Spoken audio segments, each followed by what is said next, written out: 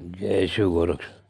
प्रिय श्रोताओं, आप सुन रहे हैं स्कंद पुराण और आज आप सुनेंगे स्कंद पुराण का भाग 14 तथा माहेश्वर खंड का भाग 13। आपने पिछले भाग में सुना कि इंद्र ने अपने पुरोहित का वध कर दिया और इंद्र के पीछे ब्रह्म हत्या लग गई। ब्रह्म हत्या को 4 जगह बांटने के पश्चात दोबारा इंद्र को इंद्रासन पर बैठा दिया गया। अब इससे आगे की कथा इस भाग 14 में सुने।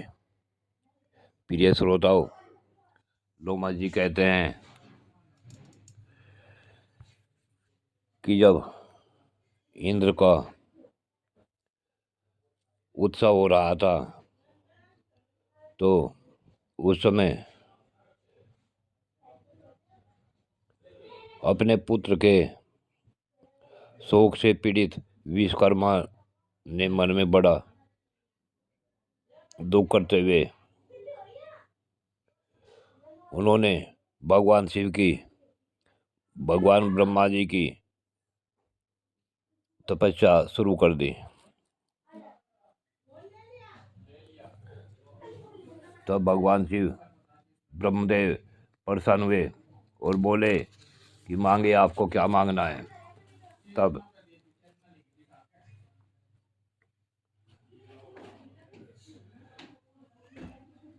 विश्वकर्मा बोले कि हे प्रभु, हमें ऐसा पुत्र दीजिए जो देवताओं के लिए भयंकर सत हो और संपूर्ण देवता और इंद्र को भी शीघ्र मार डालने की इच्छा रखता हो।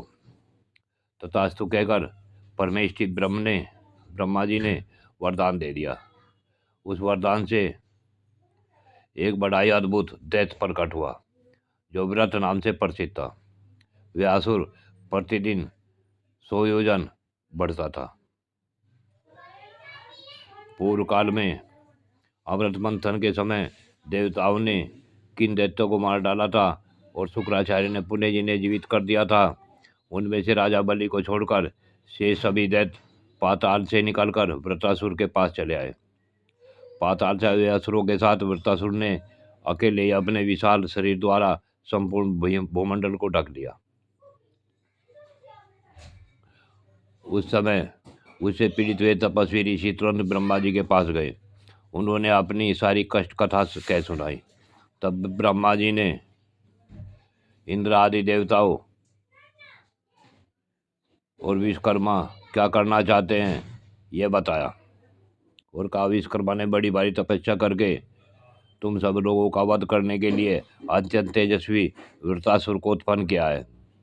वह सब दैत्यों का महानधीश्वर बना हुआ है। अब तुम लोग ऐसा प्रयत्न करो जिससे वह तुम्हारे द्वारा मारा जा सके। ब्रह्मा जी का यह वचन सुन इंद्र आदि देवताओं ने भगवान कहा कि हे भगवान,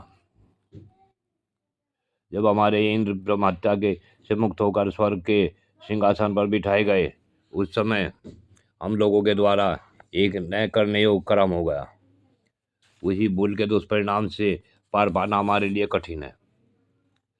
भूल यह हुई कि हम अज्ञानियों ने अपने अनेक प्रकार के अस्त्र शस्त्र महर्षि दधीचि के आश्रम में रख दिए थे। उन शस्त्रों के बिना हम इस समय क्या कर सकते हैं। तब ब्रह्मा जी बोले कि आप दधीचि के आश्रम पर जाओ और उनसे वे अस्त्र शस्त्र मांगो। तब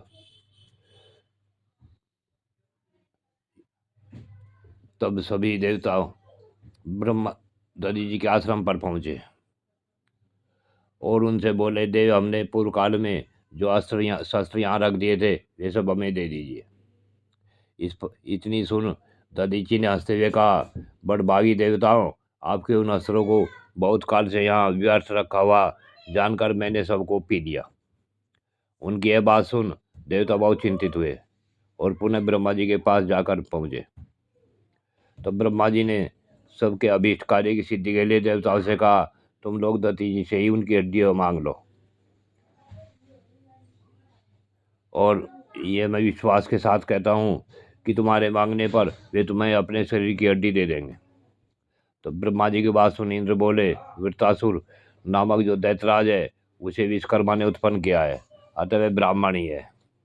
यद्यपि यह निरंतर अत्यंत क्रूरतापूर्ण कर्म करने वाला है, फिर भी ब्राह्मण होने के कारण मैं उसका वध कैसे कर सकता हूँ। इंद्र की बात सुन ब्रह्मा जी बोले, देवराज, यदि कोई आताई मारने की इच्छा से आ रहा हो तो वह तपस्वी ब्राह्मण ही क्यों न हो, उसे अवश्य मार डालने की इच्छा करे। ऐसा करने से ब्रह्मत्यारा नहीं हो सकता। ब्रह्मा जी का यह वचन सुन इंद्र ने कहा, भगवान, दधीचि के वध से निश्चय ही मेरा पतन हो जाएगा। तब ब्रह्मा जी बोले, देवेंद्र, तुम अपनी बुद्धि के अनुसार बर्ताव करो और शीघ्र ही दधीचि के पास जाओ। कार्य की गुरुता को दृष्टि में रखकर दधीचि की हड्डियां मांगो। बहुत अच्छा कहकर इंद्र ने ब्रह्मा जी की आज्ञा मान ली। गुरु बृहस्पति तथा संपूर्ण देवताओं के साथ दधीचि के मंगलमय आश्रम पर इंद्रदेव पहुंचे। दधीचि मुनि के साथ उनकी धर्मपत्नी सुवर्चा भी थी। संपूर्ण देवताओं ने मुनि का दर्शन करके उन्हें प्रणाम किया और इस प्रकार कहा, मुने, आप तीनों लोकों में सबसे बड़े दाता हैं। मुनि श्रेष्ठ दधीचि बोले, श्रेष्ठ देवगण, आप लोग जिस काम के लिए आए हैं उसे बताएं, आपकी मांगी वस्तु मैं अवश्य दूंगा। सब देवता एक साथ बोले, ब्राह्मण, हम लोग भयभीत होकर आपके दर्शन की अभिलाषा से यहाँ आए हैं। उनकी बात सुन दधीचि ने कहा, बतलाइए आप लोगों के लिए क्या देना है। यूं कहकर महर्षि ने अपनी पत्नी को आश्रम के भीतर भेज दिया। तदंतर देवता बोले, विप्रवर, आप अपने शरीर की हड्डियां हमें अर्पित करें, जिनसे दैत्यों का संहार हो। महर्षि ने कहा, मैंने हड्डियां आपको दे दी। तब देवता बोले, भगवान, आपने जीते जी इन हड्डियों को हम कैसे प्राप्त कर सकते हैं। ब्रह्म ऋषि ने हंसकर उत्तर दिया, बस अक्षण भर खड़े रहिए, मैं अभी अपना शरीर त्याग देता हूँ। ऐसा कहकर दधीचि ने समाधि लगा ली। उस परम समाधि के द्वारा अपना शरीर त्याग कर वे तत्काल उस ब्रह्म धाम में चले गए, जहाँ से फिर इस संसार में लौटना नहीं पड़ता। इस प्रकार भगवान शंकर के प्रिय भक्त मुनिवर दधीचि परोपकार के लिए शरीर त्याग कर ब्रह्म पद को प्राप्त हुए। जय शिव गोरक्ष। प्रिय श्रोता, आज की कथा यहीं पूर्ण होती है। आगे की कथा अगले भाग में।